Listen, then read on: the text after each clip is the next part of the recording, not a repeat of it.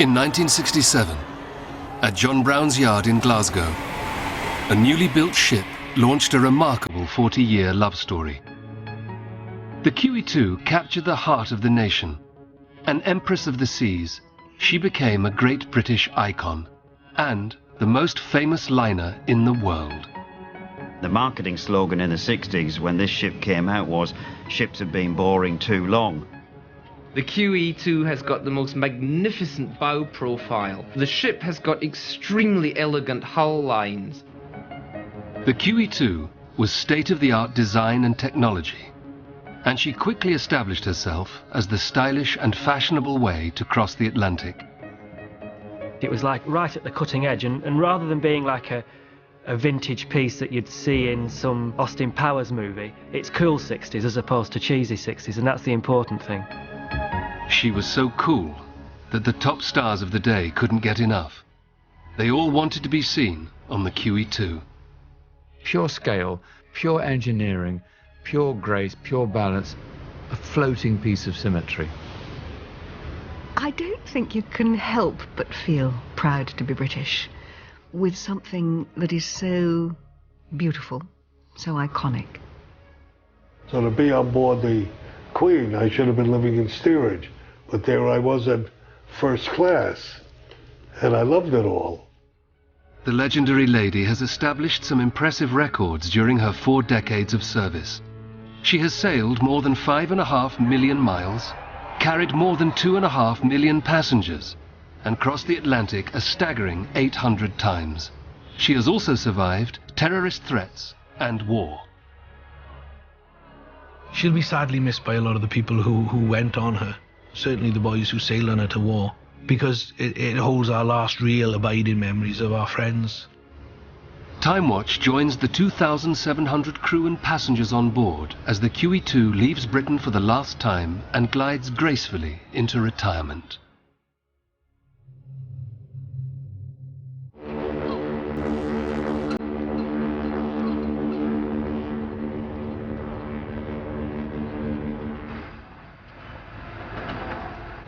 On November the 11th, 2008, Britain's most famous ship cast off from her home port of Southampton for the very last time.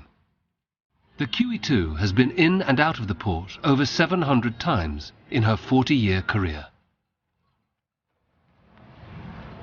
Her final voyage from Southampton to Dubai will take 16 days.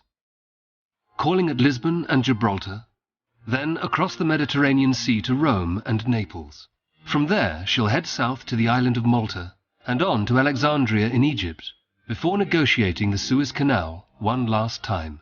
Her final resting place will be Dubai, where she will be converted to a floating hotel.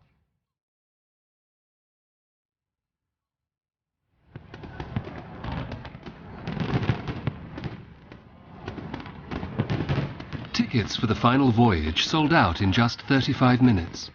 For the 1,700 passengers lucky enough to get one, they can look forward to 2 weeks of luxury, elegance, relaxation, and some of the finest dining afloat on what has become the nation's favourite ship. Ladies and gentlemen, the master of the QE2, Captain Ian McNaught.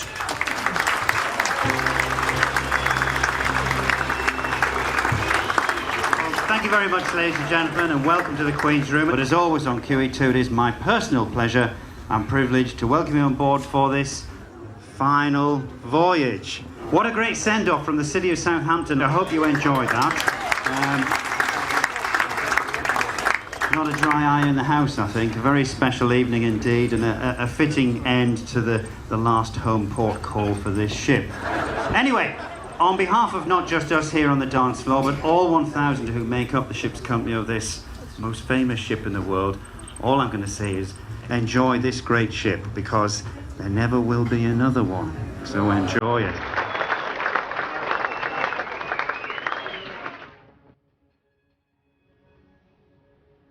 For the passengers and crew, this journey brings to an end a long and eventful relationship with what many call the most beautiful ship in the world. I think really it's all a question of scale, and it's quite difficult to appreciate the scale when you're so close. But then you get, for the first time, to look down a corridor. And then you realise that she's really big, because the corridors are like streets.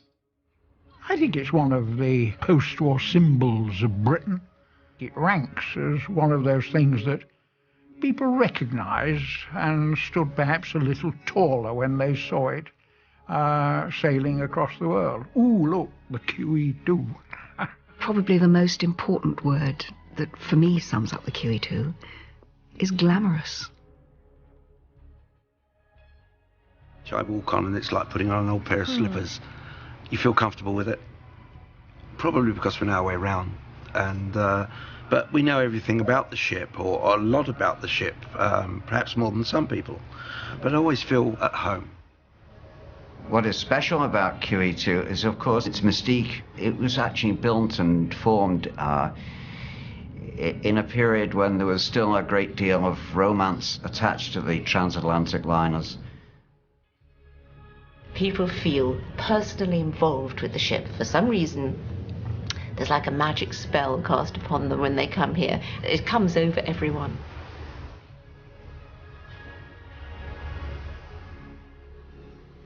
The story of the QE2 begins in the early 1960s. She was a state-of-the-art vessel, a masterpiece of British engineering. The specially designed turbines and twin propellers would make her one of the fastest ships afloat. But few people realized that the QE2 came close to not making it off the drawing board. For a while, it appeared that it might remain a dream in the designers' minds. It was the dawn of the space age, and the Cunard's two big liners, Queen Elizabeth and Queen Mary, were coming to the end of their working lives. A replacement would soon be urgently needed. There was a big debate about what the role of this new ship was going to be, and there were Commons committees and all sorts of everybody, every man and a dog had a sort of view of what the ship should be, and there was those who wanted a sort of Queen Elizabeth replacement, a Queen Mary replacement, and those who wanted a cruise ship. Originally, Cunard wanted a pure-bred ocean liner, like the United States or the France or any of these other large post-war flagships. But with the advent of jet air travel, there had to be a rethink. Cunard came up with a clever solution. Their new liner would have two roles. In the summer, it would sail the North Atlantic route to New York, but in winter, it would be a cruise ship, taking in destinations such as the Mediterranean, the Caribbean, and eventually round the world. That simple brief had a huge impact on the design of the ship. They wanted it to go through the Panama Canal, and they wanted it to go across the Atlantic. And to some extent, the two requirements are incompatible. So they had this problem. They wanted to go through the Panama Canal, had to fit through that, but it had to be tough enough and strong enough and big enough to handle the Atlantic, you know, when it got rough, because even in the summer you get storms. And the demands of being both a cruise ship and a transatlantic liner would define how the new ship would look. As QE2 was to be a combined ocean liner and cruise ship, she should have a kind of yacht-like appearance. She was also going to be somewhat smaller than the existing Cunard flagships, but taller as well. So it was very important that she wouldn't appear top-heavy. Therefore, the hull lines, the paintwork, the superstructure details had to be very, very carefully thought through. In the summer of 1964, Cunard put the construction of the ship out to tender. All the big shipyards of the day were invited to pitch for the work. Among them, the famous names of Harland and Wolff in Belfast, Camel Laird in Liverpool, Swan Hunter on the Tyne, and the troubled John Brown's shipyard on the Clyde. John Brown's bid was typical of a contractor who was struggling. It was cheaper than everybody else's, and it turned out there was actually no profit margin. And that's a problem for any big project, that if there's no profit margin, people always underestimate costs. So there's always a budgetary issue at the back of it. And the second thing was that John Brown's put in a bid for completion, I think it was in May 68, when everybody else had put in about November 68. So they were up against timescale problems and budgetary problems right from day one. Construction began on the new vessel in 1965. In engineering terms, the ship introduced many innovations. The most controversial was to build the entire superstructure out of aluminium. the decision to use aluminium in the way they did as a big structural, it was part of the structural strength of the ship, was a big call. My dad's neck was on the block if it hadn't worked. He knew it was going to shorten the life of the ship because aluminium has a limited life, just as it does on aeroplanes. But it's lasted 40 years and it's done pretty well.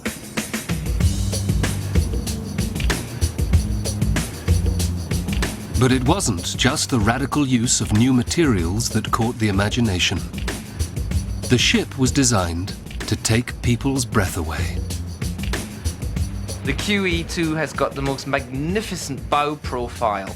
The ship has got extremely elegant hull lines because, of course, she was primarily an ocean liner. She had to cut through the water as efficiently as possible and with as little motion as possible. So she's got a very slender entry, and then the bow soars up towards the forward mooring deck.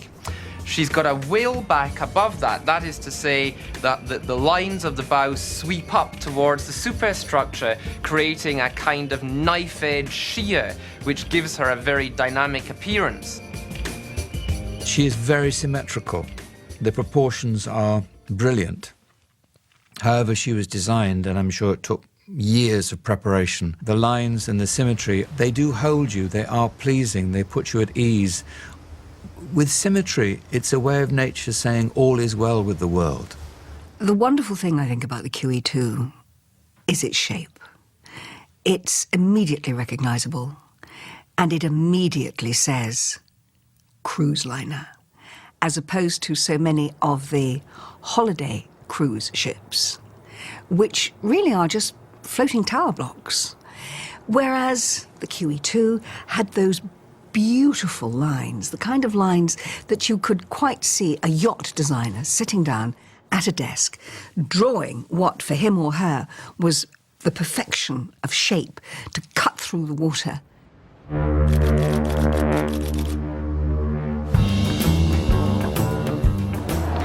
At noon, our position was 46 degrees, 40 minutes north, and 007 degrees, 37 minutes west, which places us some 265 nautical miles west of the French port of La Rochelle. Among the 1,700 passengers on board are QE2 diehards Bob Andrews and Francis Spires. For them, the final voyage is a chance to look back over a 20-year love affair with the ship. My first feeling was I felt so proud that I was going to be on her because she does look like a queen, in my opinion. Her lines are beautiful and she's just stunning. And every time you see her, if you go ashore and you see her sitting there, I get goosebumps. It makes you feel proud to look back at her and think, gosh, I'm on that. We affectionately call her the old rust bucket, but it's just a colloquial thing we use. But she's far from that. But everybody bangs on about the new ships that have super swimming pools and all the rest of it. When we first came on here, it had about 5 pools, and they have removed all but 2 of them now. But having said that, it's still a wonderful, wonderful ship, and it's a real class liner. Bob runs his own sawmill, and Francis is a former world Latin American dance champion. It's their 42nd voyage, and like many of the QE2 regulars, it's an experience they never tire of. They're seasoned travellers, and they know all her discreet charms. On this ship, you can sunbathe aft. So when you're sailing, particularly on sea days and you're sailing, if you're laying there out on the deck, you can see the wake and you can see the movement of her, of her stern, and it's just fabulous just laying there, just simply watching that. As well as the beautiful lines of the ship, the original interiors were just as stunning. The accommodation was of a standard never seen before on a British liner. The moment you enter the world of QE2, you're conscious that this is an altogether different ship.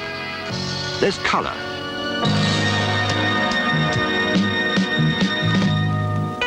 style.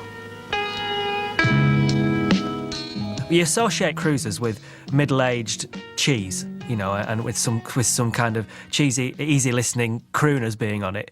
And then everything about the whole way that the QE2 was presented was clearly done with real design savvy from the designers they chose, who really were at the cutting edge and world-famous designers, to using Conran fabrics, to actually thinking about the user in a way that we don't often, even today we struggle to think about the users.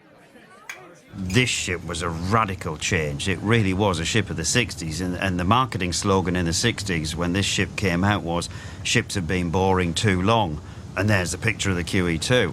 And it really was a massive step forward. So it was the first modern passenger liner in the world. But for the new ship to get to this stage, she first had to go through a painful and disruptive construction period.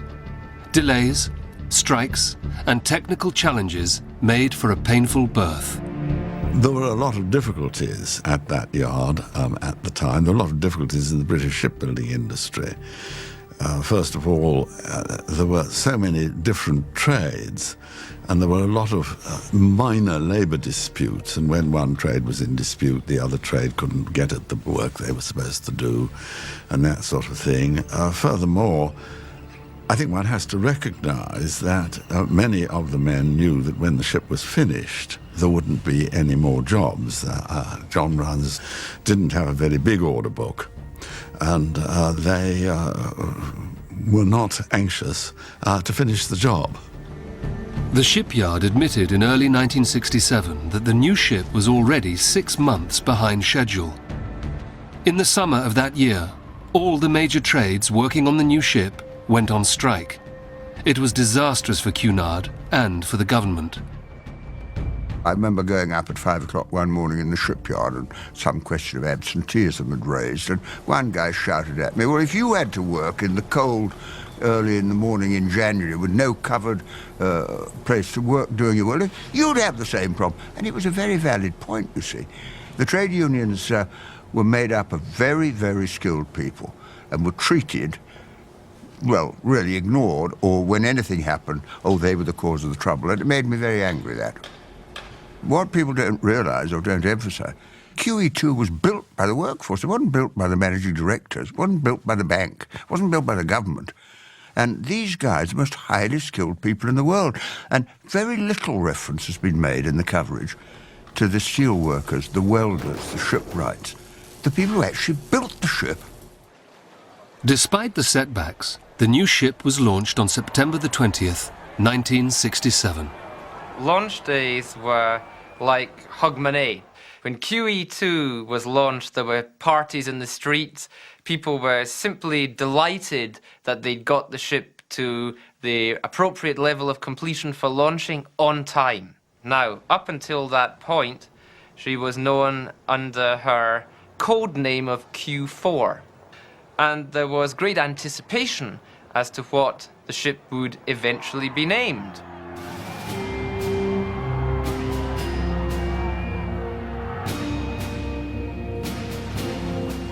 Because she was a direct replacement for the retired Queen Elizabeth, the decision had been taken to also call the new ship Queen Elizabeth. However, when the time for the naming ceremony arrived, Her Majesty surprised everyone. I name this ship Queen Elizabeth II. Some people in Scotland weren't particularly happy about that because, of course, our present Queen is only Queen Elizabeth I, north of the border. May God bless her and all who sail in her. But Cunard got round this situation simply by giving the vessel the number 2 in Arabic. So she became the QE2, Queen Elizabeth II, much more modern and much more snappy.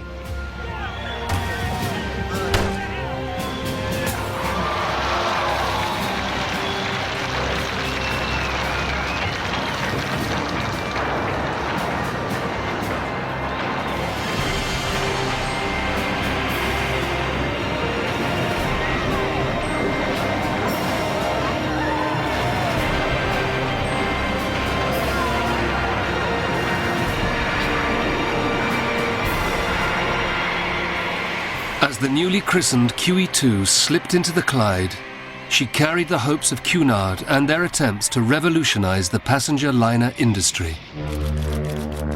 40 years on, it's fair to say that the experiment was a resounding success.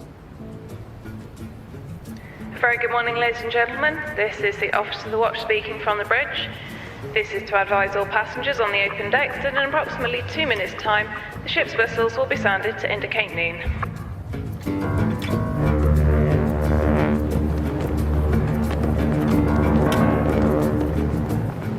It's a beautiful morning in Lisbon for the QE2's first port of call on her final voyage. For Captain McNaught and his crew, it's a time of intense concentration as they guide the 70,000-ton ship through a delicate yet graceful maneuver to her berth on the quayside. The pilot boat will come out and then he'll embark on the port side. Once he's on board, we'll speed up a little bit, about 8 or 9 knots, and we'll make our way to the centre of the bridge where you can see the tugs waiting for us. After we've gone underneath the bridge, because it's a flood tide, we'll turn the ship round in the middle of the river and then come back onto the berth, which is just on the other side of the bridge.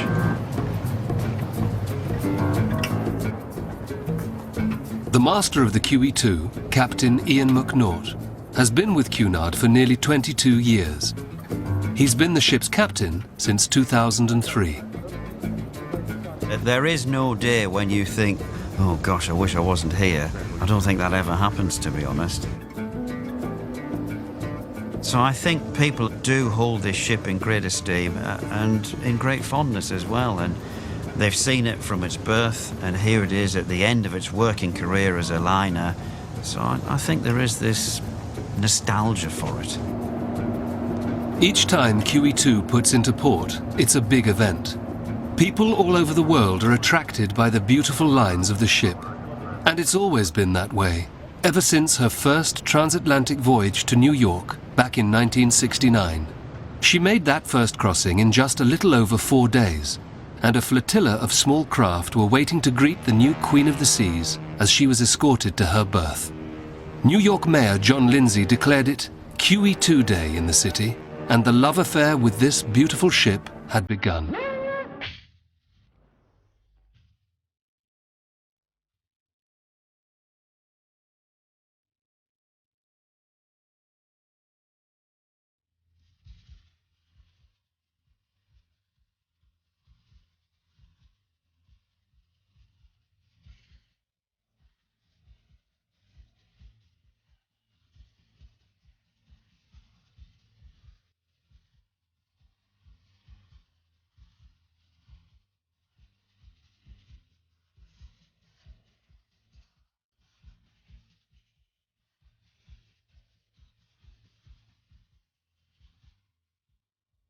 The QE2 attracted stars from the beginning. Peter Sellers, Lynn Redgrave and Ringo Starr were among the first big names to get on board.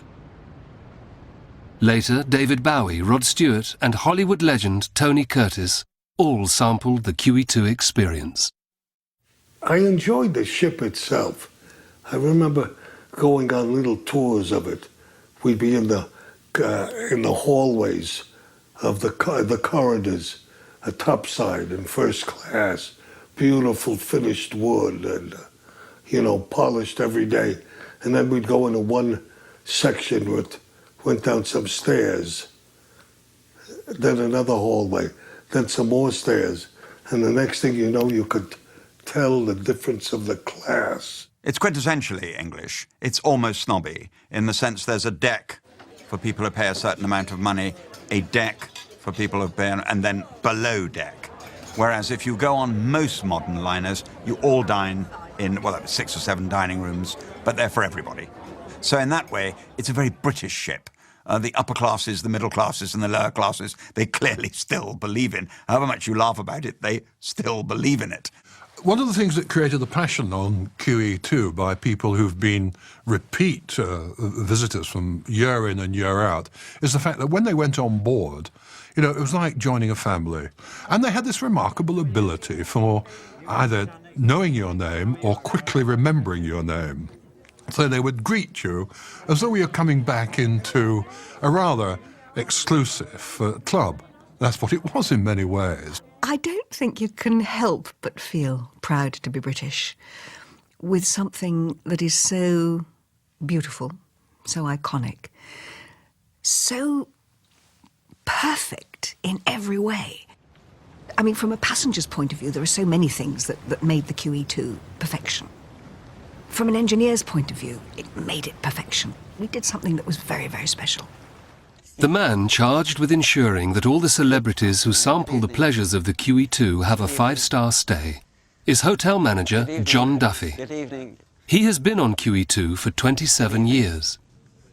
This is the top. This is the top suite. We have people staying up here, people in the past who stayed up here, people like Rod Stewart, quite regularly on transatlantics, David Bowie, George C. Scott, Dean Martin and his entourage stayed up here. It's a very exclusive area. It's not a walk-through area at all, so it's very, very quiet, and passengers can be very much alone up here. Up in the penthouses, we have butler service, and obviously it's a very personalised service up here, which can include unpacking, packing facilities for the guests, and just about on call all of the day for whatever the guest requires.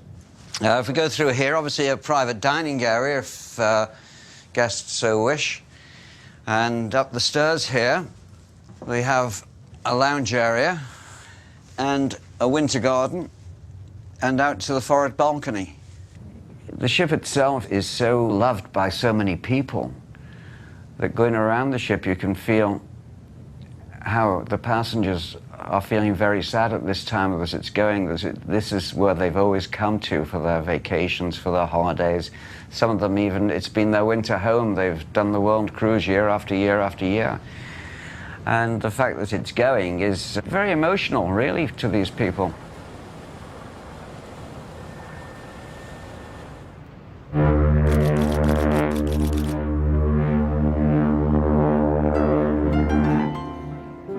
This is the bridge. Good morning, ladies and gentlemen. In approximately 15 minutes' time, all watertight doors on decks 5, 6, 7 and 8 will be closed for testing purposes. As her career progressed, the QE2 became a very traditional ocean liner. And one of her most eagerly awaited events happens every afternoon at precisely 4 o'clock. There's places in the world which are famous for afternoon tea. Reed's in Madeira, the Ritz in London, and the QE2 at sea. We probably do, in fact I know we do far more than they ever do, because we can do about 1,000 at any one afternoon at sea. But it's still very well served and very well presented, and passengers really do love it. At 4 o'clock, or just about, the doors are opened and they're allowed to come in, right? And they come in with their trays, white gloves, with the trays, come along, say hello to you, good afternoon, how are you today? Would you like tea, coffee? Off they go out the back and come along with their teapots. And then they come to you, you pass them your cup, or they will actually go and pick your cup up for you, fill your cup back on the table. So they serve all the hot drinks and the drinks first, and then they'll come round with the platters of sandwiches. And then after that, there's the delicious cakes. The 2 delicious cakes. Not forgetting the scones. And not forgetting the scones with the jam, which most people have to have. And the cakes change. Every day there's something different.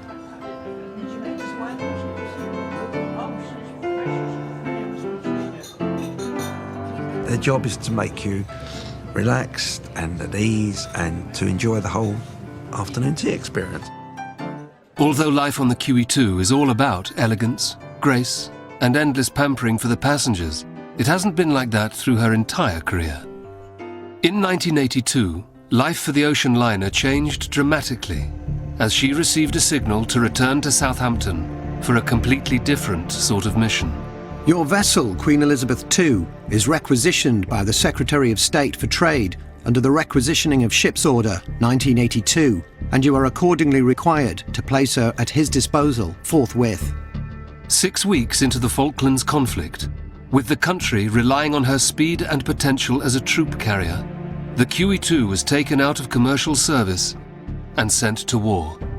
I don't think requisitioning the QE2 was as big a deal then as it is thought to be now.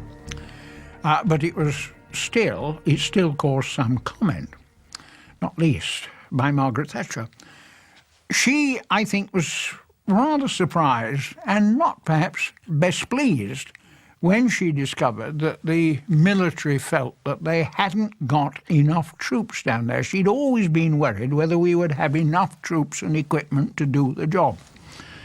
And they came to her and said that we really have to reinforce, and quickly. And we are proposing to take up the QE2 from trade, as the phrase has it.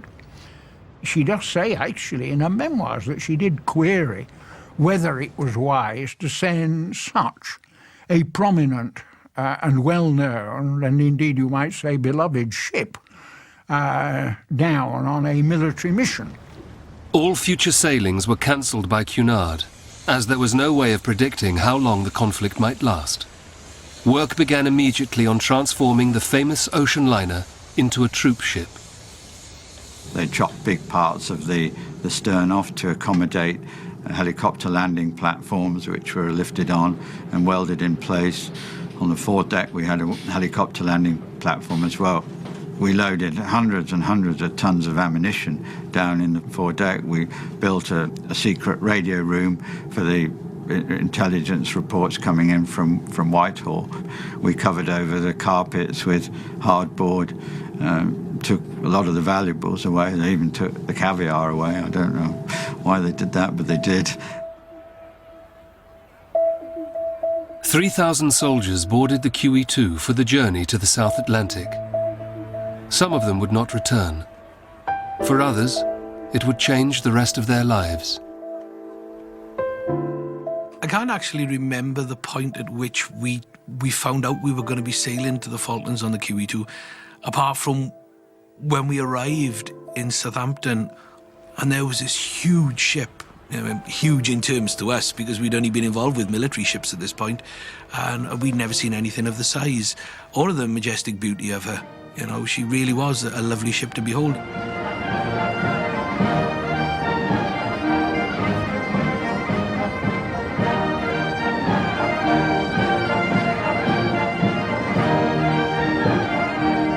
The QE2 set sail from Southampton on May the 12th, 1982. She took just 16 days to reach her destination in the South Atlantic. You didn't have an awful lot of free time until the evenings, because obviously if you give soldiers too much free time, they'll get up to mischief. And we did, I suppose. We found where the beer was all hidden and found an access to that and a way back again. Which upset a lot of people because blokes were getting drunk then, and that always can lead to problems.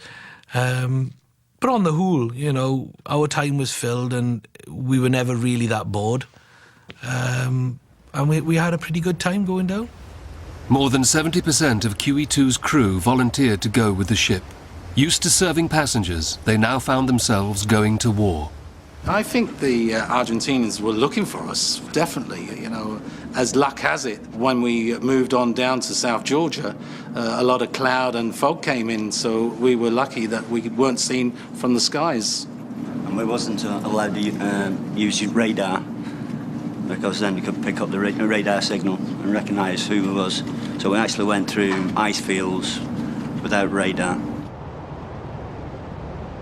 And everybody rushed outside, it was freezing cold outside, but everybody's standing there in sweatshirts.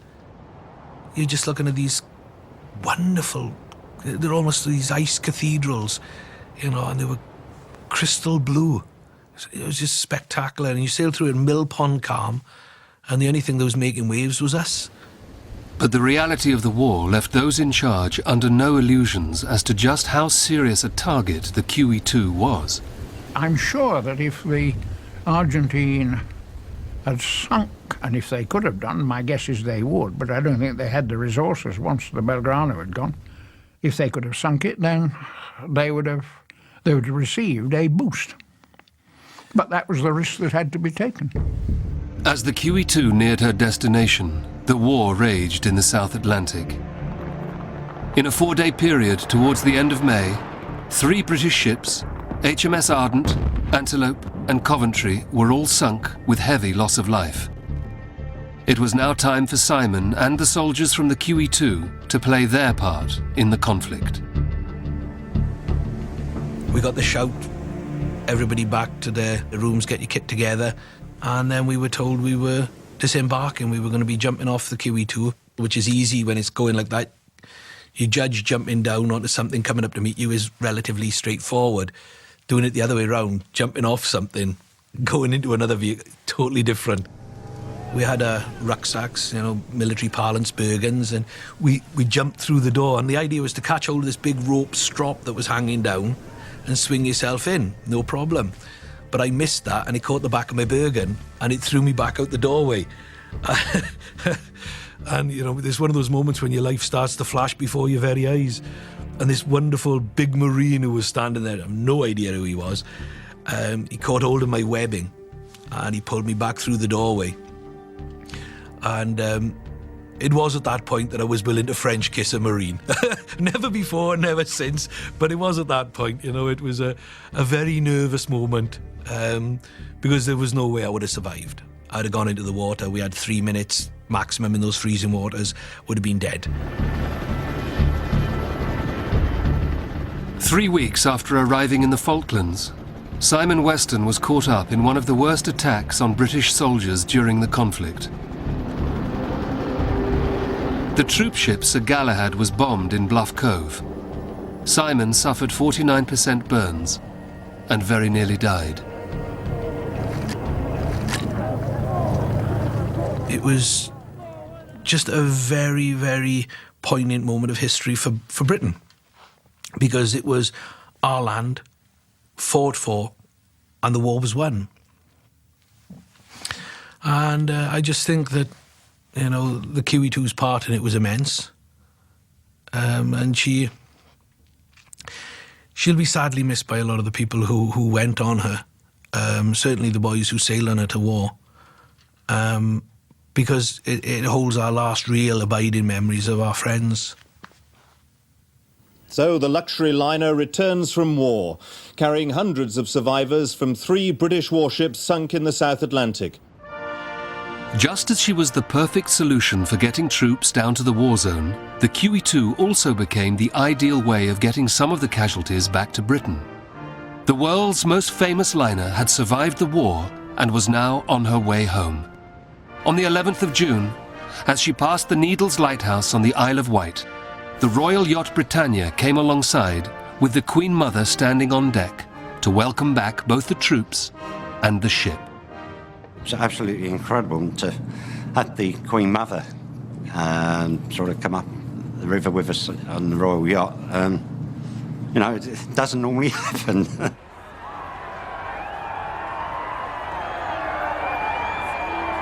Well, the amount of heads that were bobbing up and down, you couldn't see a spare space anywhere on the shore.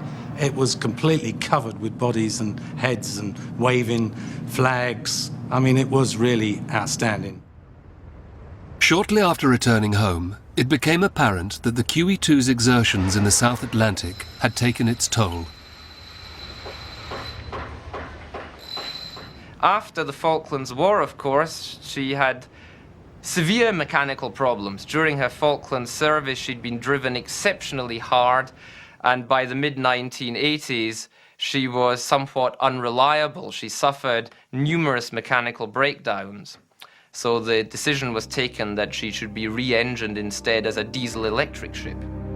On October the 20th, 1986, the QE2 made her final voyage as a steamliner. Crossing the Atlantic, she was Cunard's final link in 146 years of steam-powered ships. The QE2's powerful steam turbines had taken her a total of over 2.5 million miles, equivalent to 120 times around the world.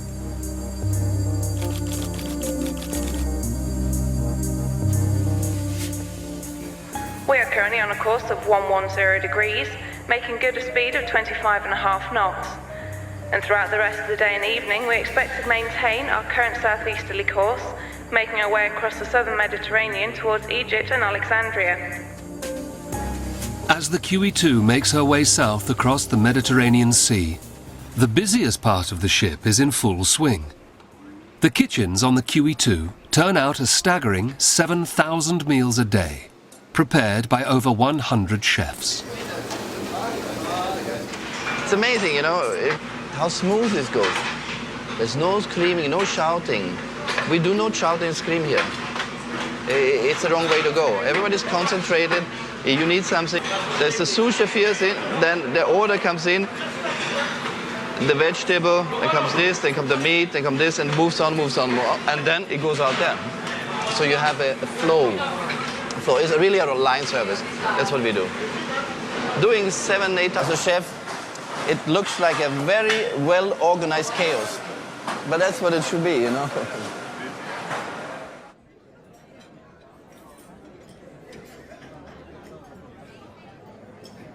The food is exceptional, and the service is exceptional.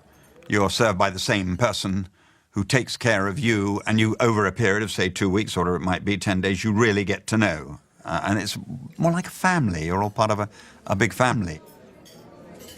The evening meal is the highlight of the day. We've got a lovely table, got nice people. On this ship, of course, it's pretty well collar and tie every night. DJs probably for half the cruise. If you wish to dine in a proper dining room or dining hall, you have to dress for dinner. The food they served me was nice enough. The waiter would come and put down and stand above me, and they had the menu, and I'd say I'd like a corned beef sandwich with a Pepsi Cola and some apple pie. And then he'd go away, come back, or a supervisor would come back, say, Mr. Curtis, we don't have any corned beef sandwiches. I said, well, what do you got? He said, well, we don't serve sandwiches.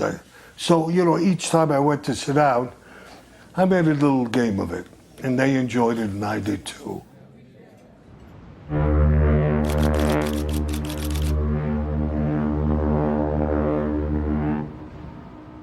At noon, our position was 33 degrees, 28 minutes north, and 22 degrees, 33 minutes east, which places us some 38 nautical miles north of the Libyan coast.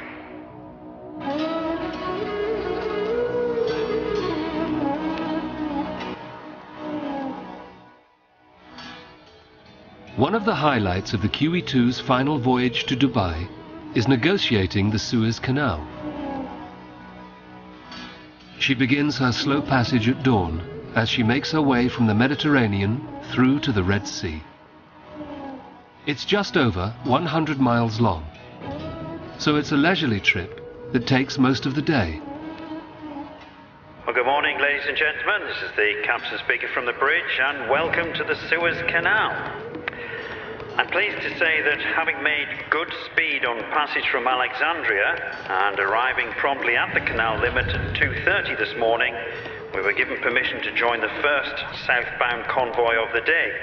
And by 12:30, we should take up position astern of the French Navy ship Jean de Vienne, a guided missile destroyer, and the two of us will lead the transit for the final 40 kilometers of the canal, so hopefully clearing the canal at around tea time this afternoon.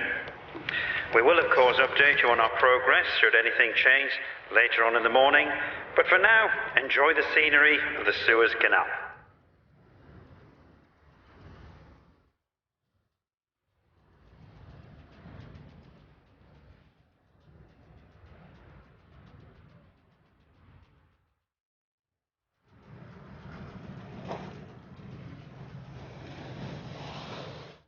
Good afternoon, ladies and gentlemen, and another glorious day at sea as we head east-northeast towards the Arabian Sea. Please do take great care if you are outside in the sun. But do enjoy the conditions at the same time, and just remember, back in the UK, it's snowing, heavy frosts and minus temperatures. Aren't we lucky to be here on QE2? As the QE2 reaches the coast of Somalia, the onboard security team are quietly on alert. A supertanker had been hijacked by Somali pirates a few days earlier. These waters are now among the most dangerous in the world. As the passengers have fun in the sun, the security team keep a keen eye on the ocean. We sit down, we have a look at the area, we decide on a plan of action that we're actually going to execute while we transit through that area. But in reality, if we look at the trend, they've all been slow-moving merchant vessels with a low freeboard. So really, the QE2, it's got the speed, it's got the height above the water, so we're at a very low risk, really. Even so, the crew of the QE2 are taking no chances. Special high-intensity audio devices are fitted for extra security. Well, we certainly would be an interesting prize, you know, the premier cruise ship of the world, the QE2. It would be spectacular, but really they wouldn't have much of a chance of actually getting on board the ship, never mind keeping up with it. We are being watched from afar. Help is at hand. There's always a little concern in the back of our mind. The safety of the passengers and the crew must be my prime concern at all times, and that overrides everything in the ship. But we will make a safe passage, there's no doubt about it. Navigating her way through pirate seas off Somalia isn't the first time the QE2 has had her security threatened. In 1972, it was feared that the ship could become a target for terrorists. On the return leg of a transatlantic voyage, the QE2 had reached the midway point when the New York office of Cunard received a bomb threat. So serious that the elite special boat service, the SBS, were called in. The SBS got a call just before midday, and I was told by my boss to go and look for 2 people to parachute to a ship at sea. About an hour later, we were taken out to an aircraft with its propellers burning and turning, and there we met Robert Williams with his large pile of equipment. We were bundled into the aircraft, and when we took off, we were then told we were going on a 4.5-hour flight to the QE2 mid-Atlantic. The crew had searched the ship. They had come up with 6 packages, which coincided exactly with what the claim was. Then we needed to find out as much detail about the ship as possible. The Cunard office had been told that there were 2 passengers on board who, when they got a coded message, they would then initiate the bombs on board, and they didn't mind if they died. Once they found her, the SBS team faced the difficult task of getting from the Hercules onto the QE2, and there was another problem. Bomb disposal expert Robert Williams had no formal training for parachute jumping. Coming down, of course, one was extremely busy getting the harness free so that you get out of it as soon as you hit the water. I believe all of us hit in the troughs, so we immediately went under and quite deep, and then the wave passed over us, so it actually went virtually black, and we bobbed up. Richard was shouting to me, where are you? And I'm sort of shouting over here and waved. Unfortunately, I didn't realise waving with 2 hands was an emergency signal. A launch was sent from the QE2 to pick up the men, and once on board, Robert Williams set about trying to establish if there really were bombs on the ship. The passengers had identified their baggage. However, there were still a few items that had not been identified. And Robert then went through the normal procedures and put a disruptor charge through the baggage and blew the cases open. Following the operation, the team established that the bomb threat had been a hoax. There were no bombs on board. But it highlighted the fact that the QE2 was such a famous ship that she was seen as a prime target.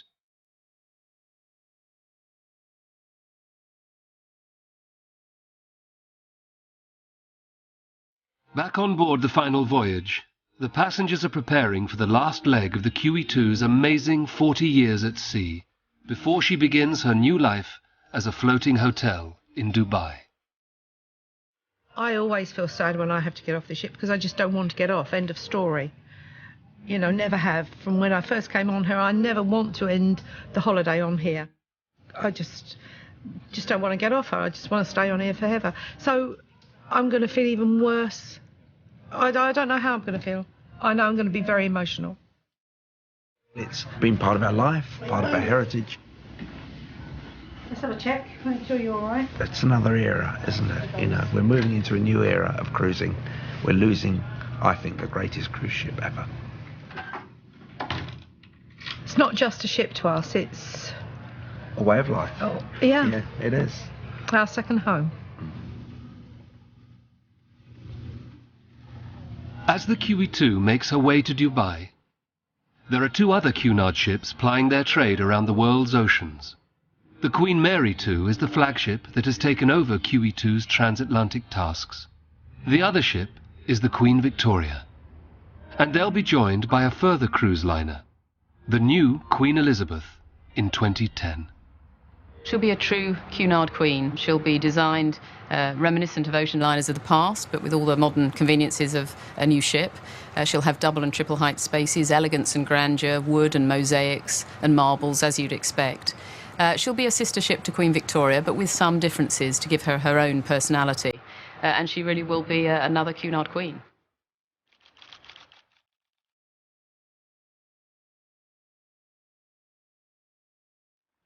Good afternoon, ladies and gentlemen, and here we are on the final leg of our voyage to Dubai.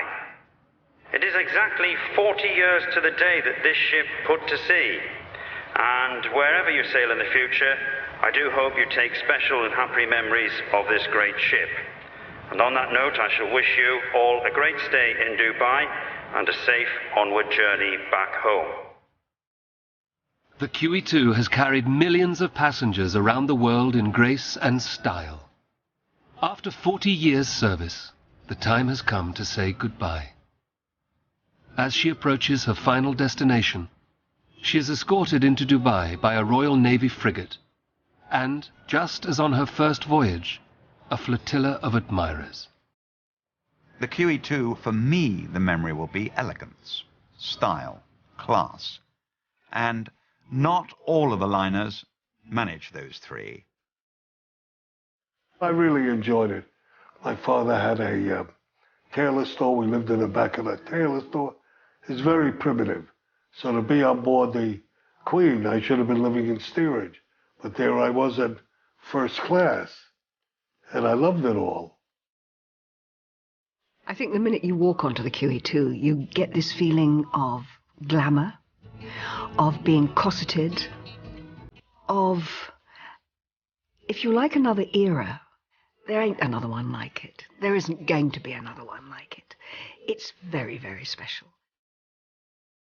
The people of Dubai give the QE2 a big welcome, just as the people of Southampton had given her a big send-off 16 days earlier. The final party on board brings the QE2's life as an ocean liner to an emotional close.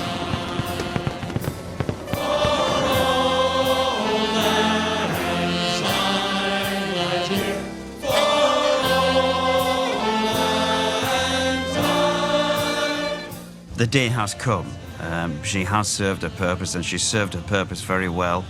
And it's good that she's going while she's still at the top of her profession. It is the last great British-built transatlantic liner. There'll never be another one.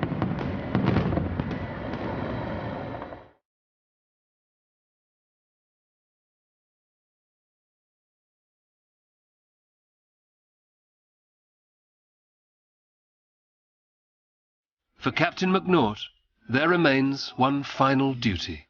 As of 14:05 local main time, Queen Elizabeth II, Southampton, call sign Golf Bravo Tango Tango, was handed over to Nakheel Dubai and is now under the management of V Ships Monaco. All documents and certificates are in good order, the ship's articles are closed, and this logbook is now closed. Signed, Captain A. McNaught, Master QE2. All gone.